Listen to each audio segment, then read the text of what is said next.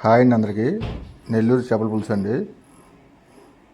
ముందుగా కళాయి పెట్టి దాంట్లో నూనె పోసుకొని కొద్దిగా జీలకర్ర కొద్దిగా మెంతులు వేసుకోవాలండి.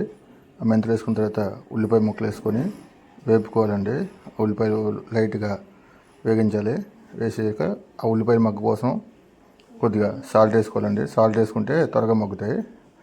తర్వాత టమాటా వేసుకొని ఒకసారి కలుపుకొని తర్వాత పసుపు, కారం ఇప్పుడే వేసుకోవాలండి. తగినంత కారం, చేపల పులుసు కనుక కొద్దిగా ఎక్కువ కారం పడుతుంది. ఆ కారం కూడా వేసుకున్న తర్వాత చేపల పులుసు కోసం మనం చింతపండు పులుపు కూడా వేసుకొని దాంట్లో ముక్కలన్నీ ఇలాగ పెట్టేసుకోవాలండి. ఈ ముక్కలు చదివేలోపు మీరు మా ఛానల్ని సబ్స్క్రైబ్ చేసుకోండి ఫ్రెండ్స్. అలాగే ఒక లైక్ ఇచ్చుకోండి. ఇది ఒరిజినల్ నెల్లూరు వాళ్ళతో చేపించిందండి. నెల్లూరు వాళ్ళు మా చుట్టాలు వచ్చారు, వాళ్ళతో ఈరోజు చేపించడం జరిగింది. మనం ఈ ఏరియాలో అల్లం వెల్లుల్లి పేస్ట్ వేస్తాం కదండి, వాళ్ళు అల్లం వెల్లుల్లి పేస్ట్ వేయరు. దాని బదులు మెంతులు, అలాగే లాస్ట్ ఫైనల్లో మెంతి పొడి వేస్తారండి. ఒకసారి అది కూడా చూసుకుంటే లాస్ట్ ఫైనల్లో మెంతులు వేస్తారు, మెంతి పొడి వేస్తారండి. మనం అల్లం వెల్లుల్లి పేస్ట్ వేస్తాం, వాళ్ళు వేయరండి.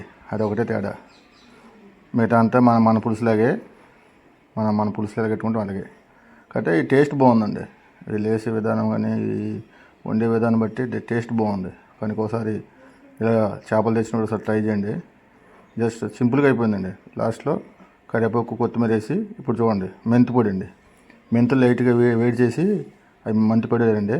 జస్ట్ 2 minutes ఉడికాక అయిపోయిందండి పులుసు రెడీ. మీరు దేంట్లో అయినా సరే వేసుకొని తినొచ్చు. దీన్ని పొద్దున్నే వండుకొని సాయంత్రం తింటే ఇంకా టేస్ట్ చెప్పక్కర్లా. నెల్లూరు చేపల పులుసు రెడీ. Okay, thank you.